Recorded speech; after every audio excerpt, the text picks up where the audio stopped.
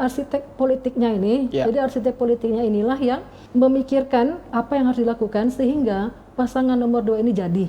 Iya. Pasti masyarakat mau mencari sesuatu yang baru, satu yang baru yang berubah dari yang lama kayak Iya. gitu, Pak.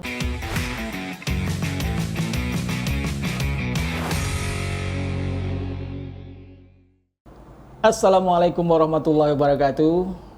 Selamat malam Tribuners, apa kabarnya? Senang sekali berjumpa kita pada saat ini dengan saya Hanafijal. Tribuners, kali ini kita akan berbicara soal politik ini karena memang masa-masa politik ini sedang panas, ya. Kita akan mengangkat tema konflik kepentingan di balik polemik debat Cawapres Untungan Gibran. Oke, untuk bicara lebih dalam tentang itu, kami sudah mengundang seorang pengamat politik. Beliau adalah Dr. Ety Yusnita, SAG MHI, Ketua Prodi Ilmu Politik FISIP UIN Raden Patah Palembang. Benar, Pak. Iya, apa kabar Bu? Alhamdulillah baik, Pak. Baik ya, sehat ya. Senang sekali. Mungkin ini pertama kali Ibu hadir ke studi kami ya. Benar, Bapak, ini pertama kali. Iya, Bu, sebelum kita berbicara lebih jauh tentang politik, kita pengen tahu dulu nih tentang Ibu nih. Gimana sih bisa sampai posisi sekarang? Oh, boleh Bapak, terima Ya, kasih. silakan, Bu. Alhamdulillah wa syukurillah. Ya. Terima kasih kepada Tribun News atas kesempatan yang diberikan kepada saya. Terus terang saya tidak nyangka gitu Pak. Saya kira untuk wawancara biasa aja gitu kan. Ternyata ini nanti dimasukkan ke YouTube Pak ya. Iya. Baik, secara ringkas, saya sendiri sebenarnya kalau dikatakan pengamat mungkin masih terlalu tinggi Pak ya. Masih jauh lah gitu. Iya. Paling tidak berbagi sharing Pak ya. Sharing ya. Sharing tentang sepanjang pengetahuan saya dari sisi ilmu politik, Iya. di mana memang pada saat ini saya diberi amanah untuk menjadi ketua program studi ilmu politik FISIP UIN Raden Patah Palembang. Iya. Untuk latar belakang pendidikan sendiri itu S1 Syariah, hukum Islam terutama. Untuk S2 dari saya ambil Islam dan Tata Negara. Iya. Bisa atau dengan nama lain disebut dengan siasah. Saya ambil jurusan siasah politik Islam. Untuk program doktoral saya ambil peradaban Islam. Iya. Itu Bapak. S3-nya saya selesaikan selama 3 tahun. Iya. Merupakan mahasiswa program 5.000 dokter, program Pak Jokowi. Iya. Alhamdulillah, yang mana untuk berakhir di program itu sendiri sudah selesai di tahun 2019. Hanya 5 tahun aja. 5 tahun ya. Sebagai ketua prodi selama 1 periode kami diangkat tahun 2020 hingga 2024. Ya, baik. Sekian. Terima kasih. Itu sedikit tentang Ibu Ety ya. Baik Bu Ety, bahwa sekarang kita sudah masuki tahap kampanye ya. Jadi tahapan pemilu itu kan tahun 2004 itu mulai kampanye pada tanggal 28 kemarin. Itu akan berlangsung selama 75 hari dan berakhir pada tanggal 10 Februari. Ya, benar. Kemudian tanggal 11, 12, 13 itu hari tenang, masa tenang. Kemudian tanggal 14 Februari adalah masa pencoblosan. Benar. Nah, kita akan bicara soal kampanye itu karena salah satu dari 8 metode kampanye yang diatur dalam Undang-Undang Nomor 7 Tahun 2017 adalah tentang pemilu. Itu salah satunya tentang debat pasangan calon presiden dan calon wakil presiden. Iya, Bapak. Iya. Nah, terkait dengan debat ini kan sudah diatur ini dengan pasal 277 tentang pemilu, yaitu debat pasangan capres dan cawapres itu dilaksanakan sebanyak 5 kali. Iya. Dan sudah diagendakan sebanyak 5 kali, ya. Kemudian diselenggarakan oleh Komisi Pemilihan Umum dan disiarkan langsung secara nasional oleh media elektronik melalui lembaga penyiaran publik. Nah, kemudian juga moderatornya itu dipilih oleh KPU dari kalangan profesional dan akademisi. Jadi menurut Undang-Undang Pemilu mensyaratkan orang moderator debat ini harus memiliki integritas tinggi, jujur, simpatik, dan tidak memihak kepada salah satu pasangan calon. Nah, ini kan persoalan yang kemudian mencuat adalah debat soal calon wakil presiden. Benar. Ya. Pada 2019 itu informasi yang kita dapat bahwa debat calon wakil presiden itu langsung dihadiri oleh calon wakil presiden, tidak didampingi oleh calon presiden ya. Benar. Iya. Nah, itu jadi polemik sekarang. Kenapa?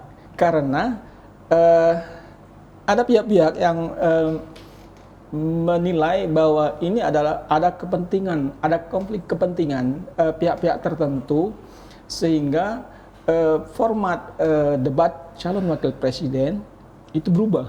Benar. Nah, dari pihak yang dituding itu adalah Pak Jokowi ya. Benar. Kenapa? Karena salah satu calon wakil presidennya adalah putranya sendiri. Gibran Rakabuming Raka. Iya. Nah, itu yang disorot. Persoalannya juga yang menimbulkan polemik adalah siapa yang munculkan ide itu.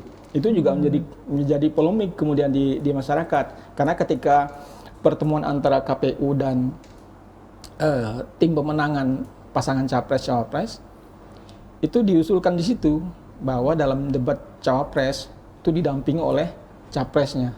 Nah, seperti itu. Baik. Ini persoalan yang mungkin akan kita sedikit dalami ya, Bu Eti. Nah, bagaimana Ibu melihat soal konflik kepentingan yang terjadi di dalam perdebatan calon wakil presiden ini, Bu? Baik, terima kasih Bapak. Ini tanggapan saya, Pak ya. Iya. Kalau di dalam ilmu politik, Iya. jadi berangkat dari definisi ilmu politik sendiri, bahwasanya politik itu adalah seni untuk mencapai tujuan. Iya. Nah, itu pointernya di situ, Bapak. Betul, iya. Politik itu adalah seni untuk mencapai tujuan. Jadi jelas seni itu sendiri artinya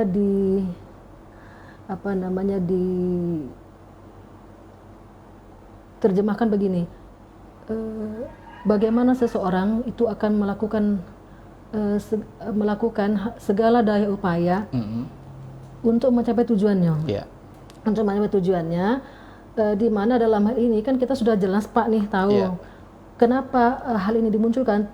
Tentulah pihak-pihak yang berkompeten atau yang berada di balik di balik kepentingan politik itu, kalau dibilang arsiteknya ya, arsiteknya tim pemenangan capres dan cawapres, pasangan paslon nomor Pak Prabowo dengan Raka Gibran, nomor 2 gitu nomor ya, 2 kita Pak sebut ya. Nah, itulah seni ini tadi begini maksudnya. Orang-orang yang berada di balik tim sukses ini, jadi arsitek politiknya ini, jadi arsitek politiknya inilah yang memikirkan apa yang harus dilakukan sehingga pasangan nomor 2 ini jadi. Iya. Jadi segala usaha, jadi seni itu kan artinya begini, segala usaha yang dilakukan arsiteknya tim paslon ini supaya tim ini menang, supaya tim ini menang gitu Pak. Menang, nah, maka dibuatlah, jadi yang namanya kami kembali lagi kan, tapi mereka harus berpedoman pada aturan. Jadi politik seni untuk mencapai tujuan, di mana itu sendiri berkaitan dengan peraturan-peraturan. Bagaimana peraturan-peraturan itu dibuat? Karena peraturan manusia itu kan Pak bisa dibuat, bisa diubah berdasarkan selera. Dibuat untuk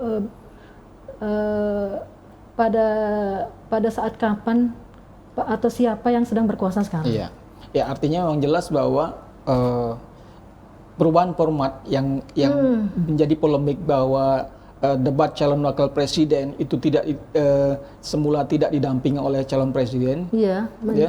Kemudian sekarang didampingi oleh calon presiden, itu memang aktor di balik itu adalah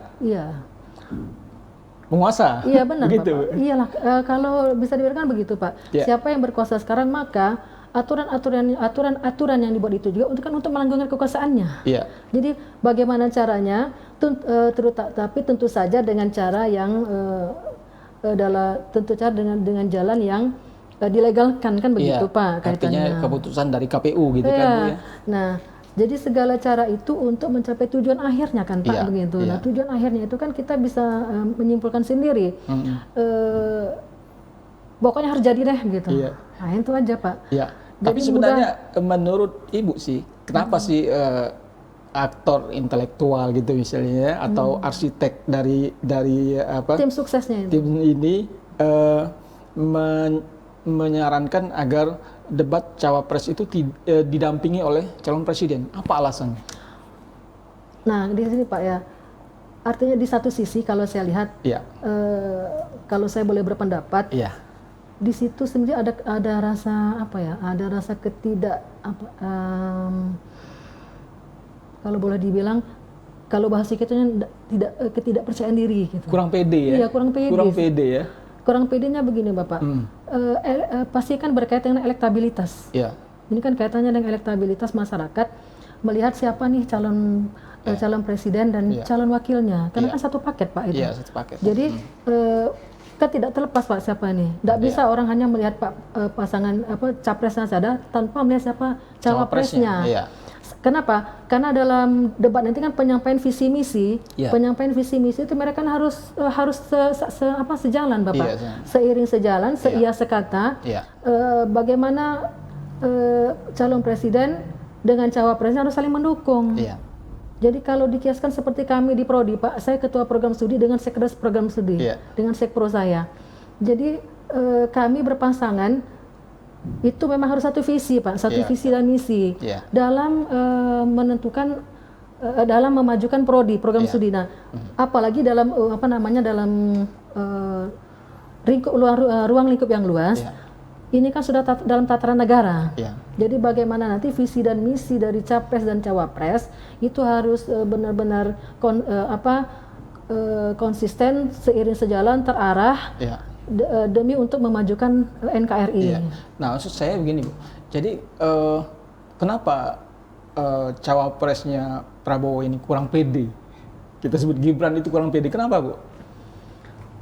Begini, Pak. Kalau saya bilang kan kenapa harus didampingi? Iya. Kenapa harus didampingi? Itu kan kaitannya tadi, Pak. Yang pertama kita kan lihat figur. Iya, figur. Tidak dipungkiri loh, Pak, itu. Iya. Yang pertama figur, kemudian elektabilitasnya. Iya. Jadi figur itu kan orang tuh kan tidak semua orang tahu siapa Gibran, kan begitu, Pak. Tidak semua orang tahu siapa nih yang cawapresnya Pak Prabowo. Tapi kalau Prabowo kan semua orang udah tahu. Pak Prabowo track recordnya kan sudah tahu. Nah sekarang kalau cawapresnya siapa? Nah itu kan, kenapa didampingin? Menguntungkannya di sini dalam artian begini, Pak, figur ya. Dalam artian yang pertama kan karena satu paket, Pak. Satu paket. Jadi orang kalau misalnya dia berdua didampingi, otomatis kan ketika lihat Gibran, orang tuh kan lihat Pak Prabowo. Nah jadi ketika orang lihat Pak Prabowo, Pak Prabowo di sini, maka figur Prabowo itu nanti yang sudah ini pasangan Pak Prabowo. Ingat orang tuh, Pak, kayak gitu. Nah, kalau Ibu bicara soal figur ya, artinya bahwa kehadiran Prabowo itu sangat besar pengaruhnya terhadap Gibran gitu ya sebagai cawapres dia. Maksud saya gini, dari sisi kapasitas ya. Jadi kapasitas ketika itu berdebat dalam para cawapres. Nah, apakah itu juga mempengaruhi sehingga muncul polemik bahwa ini harus dampingi gitu. Maksudnya kapasitas seorang Gibran itu untuk menjawab pertanyaan-pertanyaan yang mungkin nanti akan disampaikan oleh para audiens, Pak, ya. Iya, penanya. Gitu. Iya, begini, Bapak. Jadi kalau kita lihat kan dari pasangan 1, pasangan nomor 3, itu kan nggak diragukan lagi, Pak.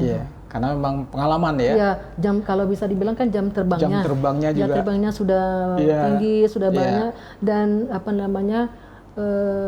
boleh kalau saya bisa mengatakan bahwa masyarakat luas kan sudah banyak tahu tuh. Iya. Nah sekarang kalau figurnya yang cawapres nomor 2, paslon calon cawapres nomor 2 itu tidak jujur nih, jujur sebagian masyarakat kita kan belum banyak yang tahu. Belum banyak yang tahu. Iya. Tapi oleh karena itu maka arsitek politik tim sukses di belakang pasangan nomor ini memikirkannya sudah jauh-jauh hari, Pak. Jauh-jauh hari ya. Maka bagaimana caranya nih harus itu kan begini ya. Jadi kenapa ini kemudian dimunculkan? Tentulah Pak sudah ada penelitian dan survei sebelumnya. Iya. Itu jadi berangkat dari situ, Pak. Iya. Jadi kalau berbicara dalam tataran dunia akademik ilmu politik, Iya. Kenapa lahir satu peraturan, Pak ya, atau satu wacana itu Pak, tidak lepas dari hasil survei dan penelitian yang sudah dilakukan sebelumnya. Oh gitu. Pasti di situ dalam pasti. tataran jadi dalam tataran dunia akademik kan kayak gitu, Pak. Kenapa ini muncul? Pasti sudah ditemukan latar belakang masalahnya. Iya. Ya, artinya memang nanti KPU, walaupun ini sedang dibahas ya, nanti sore ini atau mungkin malam nanti akan dibahas oleh KPU dengan tim pemenangan dari masing-masing tim ses ya, soal format debat cawapres dan cawapres. Tapi kan yang kita bicarakan adalah polemiknya yang masih terus terjadi dan kita melihat kapasitas ya. Jika pasangan nomor 1 Anies Baswedan dan Caimin ya, Caimin, kita kenal memang sangat pengalaman ya di dunia politik ke pemerintahan. Kemudian pasangan nomor 3 juga Pak Ganjar dengan Pak Mahfud MD juga pengalaman di pemerintahan dan seorang menteri.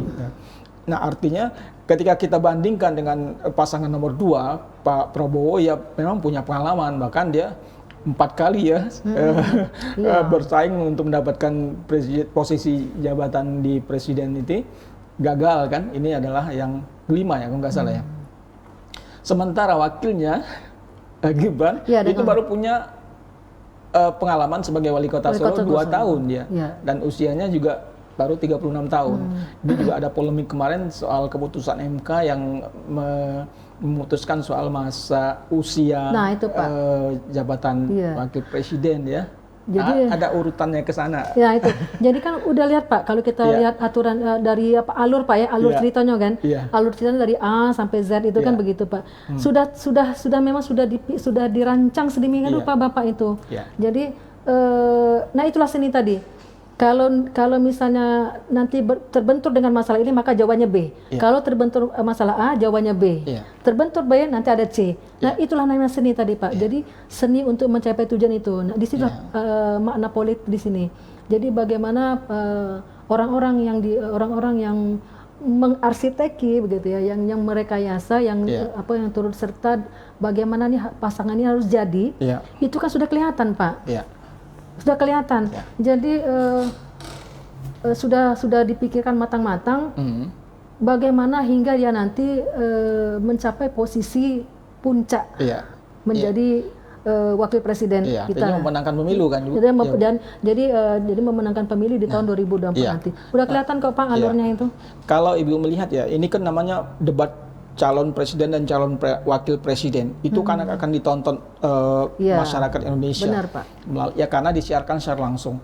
Nah artinya bahwa antara capres dan cawapres itu memang harus punya chemistry yang mereka harus siap memaparkan dengan efektif dan efisien tentang visi misi mereka di forum debat itu kan. Bapak. Nah itu kan juga akan dilihat oleh masyarakat kualitas dan kapabilitas dari masing-masing itu. Nah, kalau memang ini tidak debat nanti tidak didampingi oleh capres, nah bagaimana masyarakat melihat? Nah, justru disitulah makanya Pak di di arsitek tadi. Yang kata saya meminjam istilah begitu. Jadi bagaimana perancangan itu jadi dirancang sedemikian rupa seorang Gibran ini nanti sehingga berhasil menang, tercapailah tujuan yang diinginkan. kan tujuannya kan demi melanggengkan kekuasaan kan gitu Pak. Iya.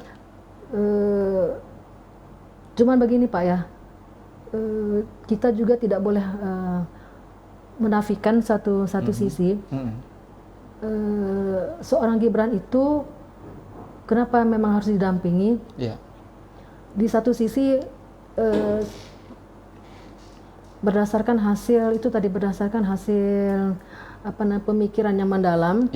Jadi berangkat dari pemikiran yang mendalam para tim pemikirnya, tim perancangnya ini kan pasti ada nah ini Pak ya, ada titik-titik lemah yang mungkin yang nanti akan kelihatan berkelihatan titik lemahnya itu yang kemudian nanti menurunkan elektabilitas dia. Gitu ya. Nah itu Pak. Jadi kan kembali lagi bagaimana elektabilitas seorang Gibran itu. Ini kan berdampak sebagai dampak dari profil Gibran nanti ketika debat itu tadi.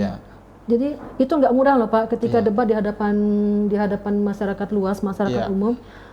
Kadang-kadang yang sudah jam terbangnya tinggi aja kan kadang-kadang masih ini Pak ya, masih ketar-ketir Pak, apalagi seorang cuman itu makanya diwanti-wanti kalau bahasa ininya. Jadi diwanti-wanti. Nah, ini harus didampingi. Kenapa? Karena memang sudah dipikirkan matang-matang jauh-jauh hari gitu Pak. Tapi memang orang banyak meragukan itu dan orang punya persepsi negatif ya soal itu ya, bahwa orang juga menduga bahwa skenario ini adalah memang disusun oleh penguasa gitu ya. Tetapi sebenarnya belum tentu juga Gibran tidak mampu. Nah, tuh. Ya. Apa punya pandangan seperti itu, Ibu? Kalau begini Pak, dalam kaitannya dengan definisi politik tadi, kita kan kembali ke definisi politik itu sendiri. Nah, di dalam sini itu sendiri kan Pak ada hal tarik menarik antara ada kehati-hatian di situ. Nah, makanya kita tidak boleh menafikan seorang Gibran. Nah, tetapi kita juga tapi dengan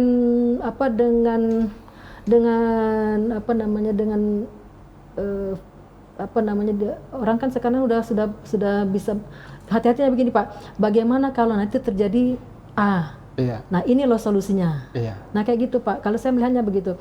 Hanya jadi dilakukan untuk wanti-wanti atau kehati-hatian sehingga Gibran ini akan tetap pada koridornya gitu. Kayak gitu Pak. Nah, dengan begini bukan berarti kita tidak menafikan kemampuan Gibran sendiri ketika nanti diuji pada waktu debatnya. Nah itu. Nah, maka untuk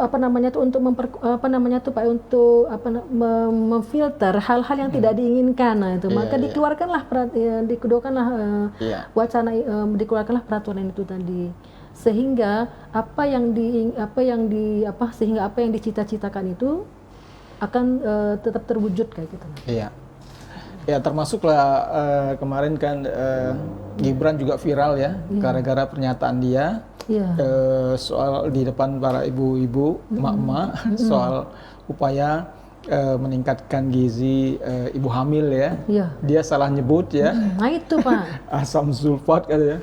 Padahal asam itu asam folat ya, sangat folat. berbeda dan itu viral dan itu menjadi bola panas yang mungkin jadi bagian dari pihak-pihak tertentu yang memanfaatkan ini untuk kepentingan elektabilitas. Iya Bapak, jadi kan itu saya ulangi lagi bahwa tadi kan saya ulangi lagi kenapa peraturan itu muncul Bapak, kenapa peraturan itu muncul kemudian disahkan, dilegalkan, pasti ada latar belakang masalahnya sebelum dimunculkan itu Pak. Jadi setiap peraturan itu muncul itu ada latar belakang masalahnya.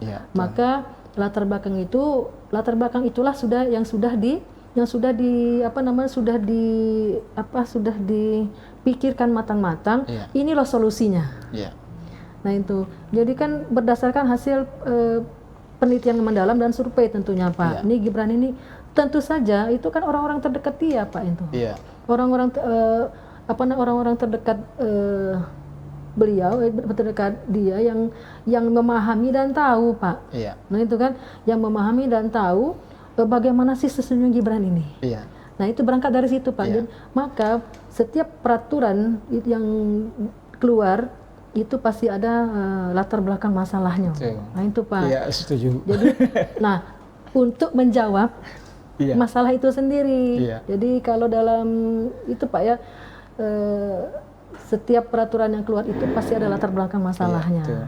Memang kan Gibran ini jadi polemik dari awal, Iya. bahkan seorang Jokowi yang tadinya menjadi petugas partai dari PDI Perjuangan ya, akhirnya istilahnya itu memberontak ya, dari harusnya dia mendukung Ganjar sebagai calon dari partai dia, Iya. tetapi kenapa kemudian Jokowi justru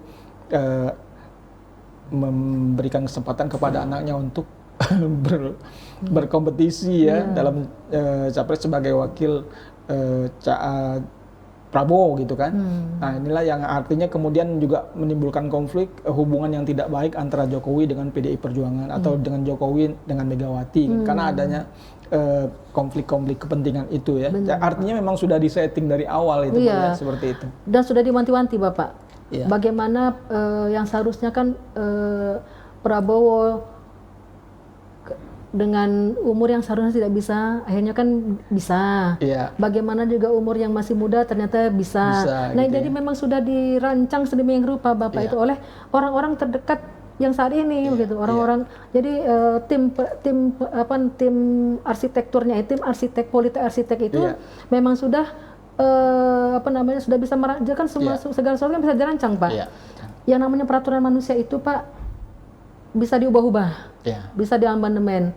Nah, hanya peraturan Allah saja yang tidak bisa diamandemen, Bapak. Jadi kalau namanya peraturan manusia, jadi yang namanya hukum positif itu kan bisa diubah-ubah sesuai dengan. Nah, jadi sesuai dengan siapa yang berkuasa pada saat itu. Jadi itu Pak dimulai dari zaman dahulu sampai sekarang. Terutama kan pada sistem pemerintahan, mulai dari sistem pemerintahan kerajaan. Kemudian parlementer, itu kan begitu Pak, hingga presidensial, hingga sampai ke sistem pemerintahan kita kan, semuanya kan Bapak bisa diatur, bisa diubah-ubah berdasarkan cita rasa atau selaras yang berkuasa sekarang. Nah itu namanya Pak peraturan manusia itu. Jadi ciri-ciri peraturan manusia itu atau hukum buatan manusia seperti itu, beda dengan hukum buatan Allah. Baik, Bu. Sekarang itu kan masih dibahas ya. Sedang hari ini mungkin akan diputuskan soal format debat calon presiden dan calon wakil presiden. Nanti kan karena KPU akan mengundang juga para tim pemenangan dari masing-masing capres. Nah di sini nanti akan muncul apakah nanti terutama debat capres ya. Apakah nanti akan didampingi calon presidennya atau tidak gitu kan? Benar, Pak. Nanti akan diputuskan. Tapi kita akan menunggu apapun itu, seandainya nanti KPU memutuskan debat calon wakil presiden itu benar, Bapak, tidak didampingi capresnya. Atau nanti debat calon wakil presiden didampingi capresnya, itu seberapa besar pengaruhnya terhadap Gibran Pak ya? Baik, begini Pak, menurut saya kan kembali lagi kepada masyarakat luas yang melihat nanti. Masyarakat sekarang kan sudah pinter-pinter Pak ya. Jadi sudah bisa melihat nih calon presiden atau calon wakil presiden kita seperti apa, bagaimana dia menyampaikan visi misi dengan tegas, dengan jelas. Apakah memang dia siap untuk dipilih menjadi seorang pemimpin yang menjadi pemimpin negara kita? Tidak mudah loh Pak menjadi pemimpin negara itu. Jadi calon wakil presiden kan orang nomor 2. Jadi orang nomor 2 itu artinya dia pun punya hak yang sama dengan presiden dalam menentukan arah kebijakan negara Indonesia.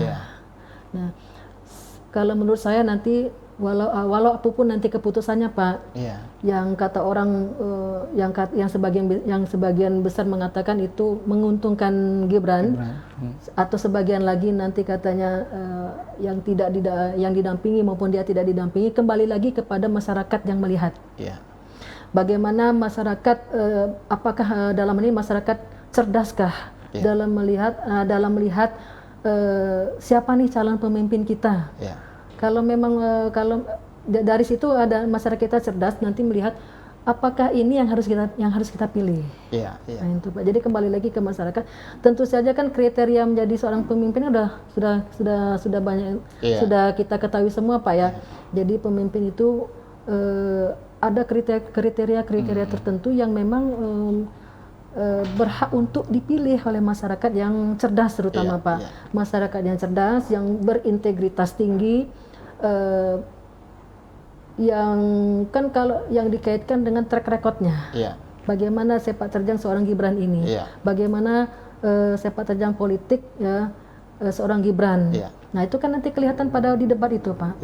Jadi ini kan begini Pak, kalau yang namanya buatan manusia itu kan itu namanya ikhtiar Pak ya, ikhtiar manusia, di ikhtiar tim arsiteknya paslon nomor 2 ini untuk memenangkan pasangannya ini. Tapi kembali lagi Bapak, kembali lagi kepada kita masyarakat melihat bagaimana figur seorang Gibran ini.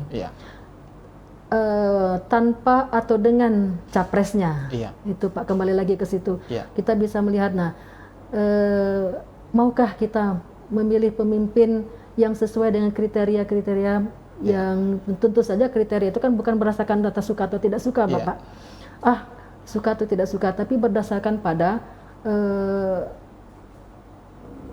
track record dia, kemudian fakta di lapangan, kemudian dengan yang sudah terjadi sekarang. Tapi kan kita tidak memungkiri juga orang memilih pemimpin itu kadang juga faktor suka dan tidak suka kan Bu. Meskipun benar, secara kapabilitas, secara kemampuan dan segala macam dia punya, ya. Tetapi kalau dia tidak senang juga tidak akan milih itu. Ya benar. Itu kan tidak bisa dipungkiri ya. Maka begini Bapak, kan masyarakat Indonesia kan sudah cerdas Pak, sudah pada cerdas nih. Nah itu tadi menurut saya tinggal lagi begini settingannya, settingan dari tim pemenangan paslon nomor 2 yang yang bersinergi dengan KPU. Apakah dia didamping atau tidak? Itu kan kembali lagi nanti kan kita lihat bagaimana debatnya tadi Pak.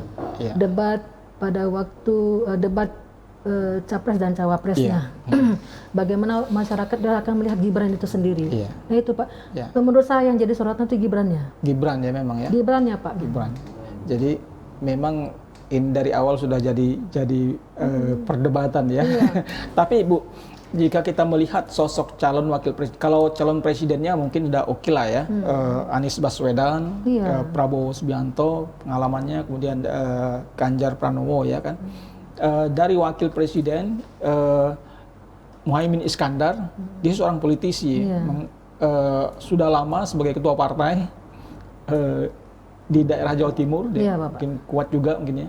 Kemudian Gibran itu dia baru 2 tahun jadi wali kota Solo, tapi kabarnya sepak terjangnya juga luar biasa di sana karena banyak sekali proyek-proyek nasional yang dibawanya ke Solo. Jadi ketika 2 tahun dia memimpin, Solo berubah total gitu kan. Artinya sudah banyak pembangunan yang dilakukan. Sementara Mahfud MD, dia seorang akademisi, seorang pengamat. Jadi hanya bisa ngomong saja kata orang dan tapi dari sesi eksekusinya kurang. Nah, jika melihat ketiga kandidat ini, Ibu melihat bagaimana nanti faktor-faktor apa saja yang bisa mempengaruhi pemilih terhadap penampilan mereka dalam debat? Nah, memang benar Pak ya. Kalau kita kembali lagi nih pada waktu pemilihan capres Pak Jokowi. Kemudian jadi masyarakat kita ini Pak memerlukan figur yang memang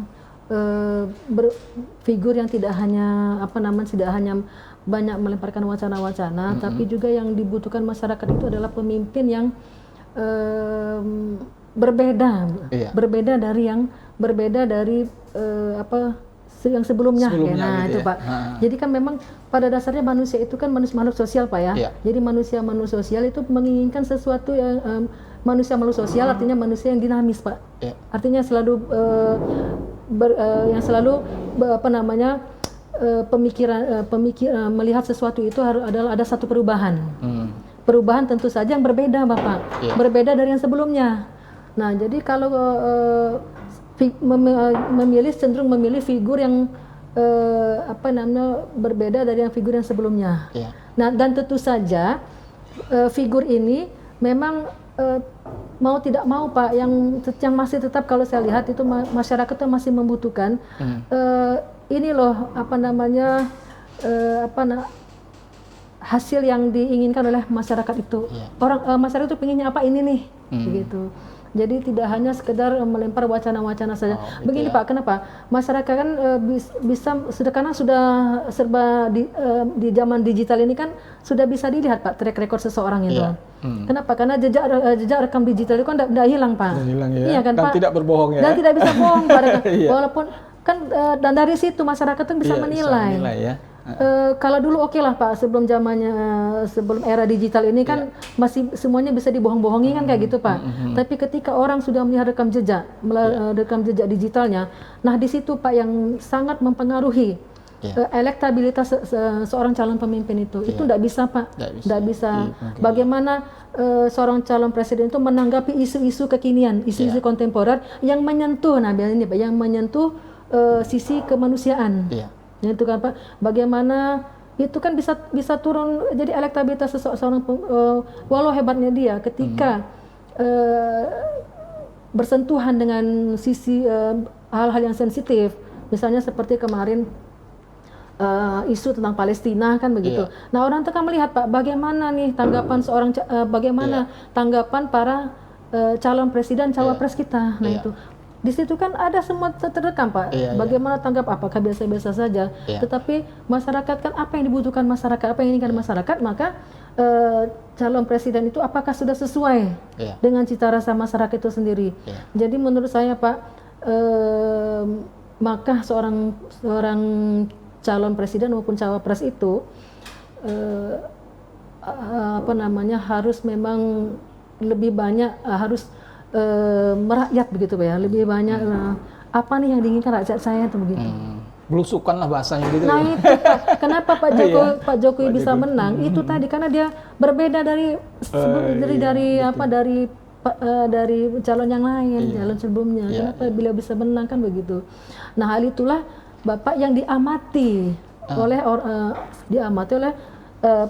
arsitek yang berada di tim pemenangan ini. Artinya Gibran itu adalah representasi dari Jokowi ya, begitu. Bisa dibilang bisa gitu Bapak. Seperti itu ya. Iya. Karena dia juga sudah belusukan kemana-mana diam ya. Nah sekarang tinggal lagi masyarakat apakah masih menginginkan hal seperti itu. Nah itu Bapak. Jadi masyarakat manusia ini kan selalu menginginkan satu perubahan. Ada satu yang berubah gitu, ada satu yang berbeda dari yang sebelumnya. Bukan berarti mendukung yang nomor satu perubahan ya. Enggak Pak. Maka saya menghimbau kepada masyarakat banyak untuk lebih banyak menggali lagi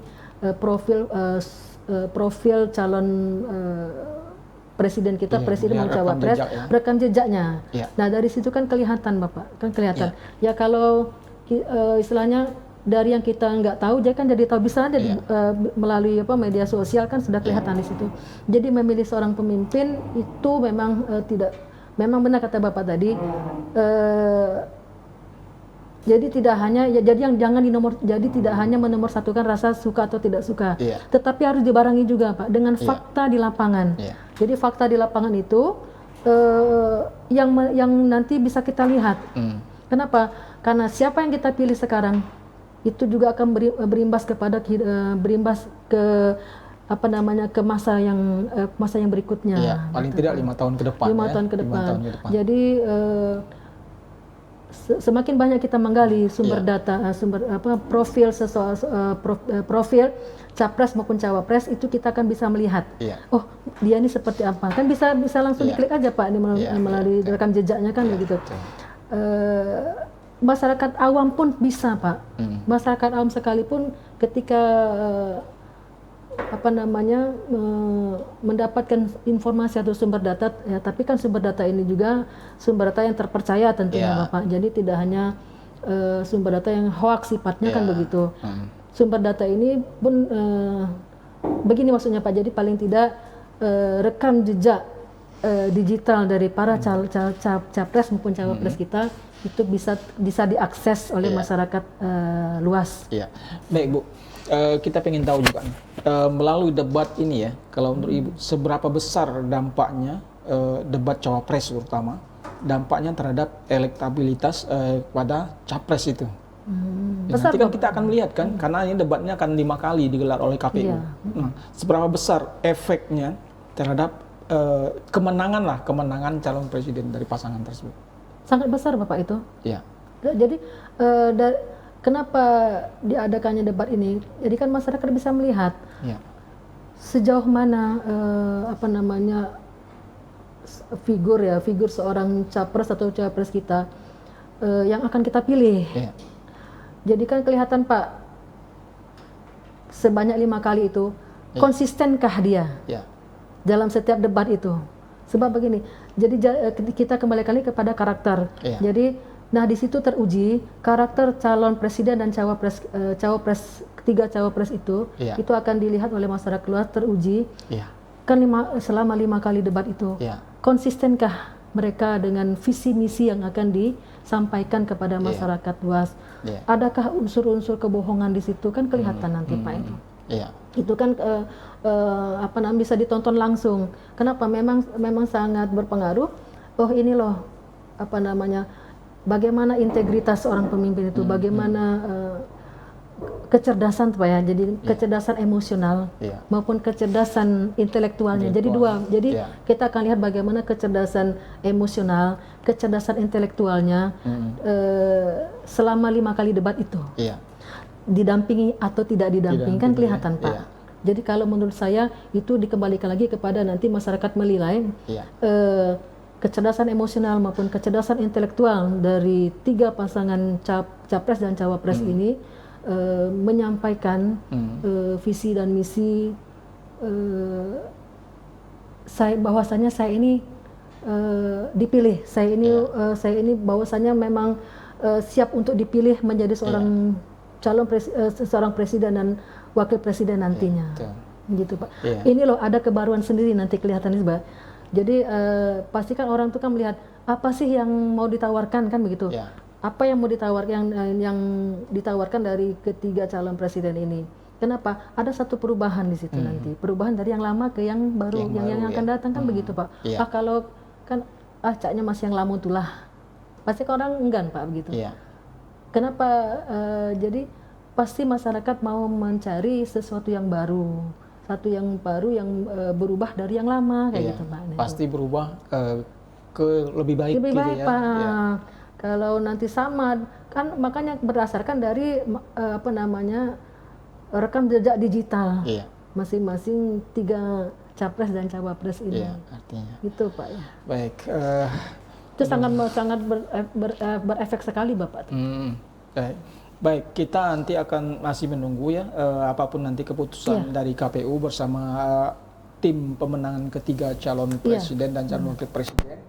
Yang jelas bahwa dalam perdebatan nanti memang masyarakat diberikan kebebasan untuk melihat menilai supaya kita tidak dalam memilih itu tidak seperti membeli kucing dalam karung. Benar Pak, benar. Artinya kualitas seorang calon presiden maupun wakil presiden betul-betul menjadi mampu nanti menjadi presiden yang bisa membawa Indonesia keadaan yang lebih baik. Begitu kan ya Bu. Ada closing statement yang bisa Ibu sampaikan dari polemik perdebatan soal debat calon wakil presiden ini? Closing ceremony dari saya Pak ya. sambil menunggu keputusan dari KPU, tentu Ya. saja saya menghimbau kepada masyarakat luas, apapun nanti yang akan dikeluarkan apapun nanti yang diputuskan oleh KPU, itulah yang menjadi tantangan sendiri bagi masyarakat kita sebagai masyarakat Ya. untuk menilai siapa yang akan kita pilih. Ya. Dan saya himbau kepada masyarakat untuk lebih banyak menggali sumber-sumber yang terpercaya tentunya tentang siapa yang tiga calon presiden dan cawapres melalui rekam jejak digitalnya. Ya. Baik. Gitu, Bapak. Iya, terima kasih ini Ibu Teti. Ibu Eti. Ibu Eti. Ibu Eti sudah bersama kami dalam bincang-bincang politik kita terkait dengan debat calon wakil presiden yang menjadi polemik ya. Iya. Mudah-mudahan ini menjadi wacana kita ke depan sehingga masyarakat melalui debat yang akan digelar oleh KPU sebanyak 5 kali, 3 kali debat calon presiden dan 2 kali debat calon presiden, itu benar-benar nanti akan melahirkan seorang presiden terpilih Iya. sesuai dengan yang dibutuhkan oleh Indonesia. Benar, Bapak. Sehingga masyarakat pemilih bisa mencoblos calon yang tepat pada tanggal 14 Februari 2024. 2024. Iya. Dan semoga kita tidak akan menyesal dengan keputusan kita, Bapak. Iya, Iya. baik. Demikian Tribuners perbincangan kami dengan narasumber kita Dr. Eti Yusnita, SAG MHI, Ketua Prodi Ilmu Politik FISIP UIN Raden Patah Palembang. Kita akan berjumpa kembali di lain kesempatan dengan topik yang lebih grace, yang lebih jelas. Terima kasih. Assalamualaikum warahmatullahi wabarakatuh. Waalaikumsalam warahmatullahi wabarakatuh. Terima kasih, Bapak. Iya.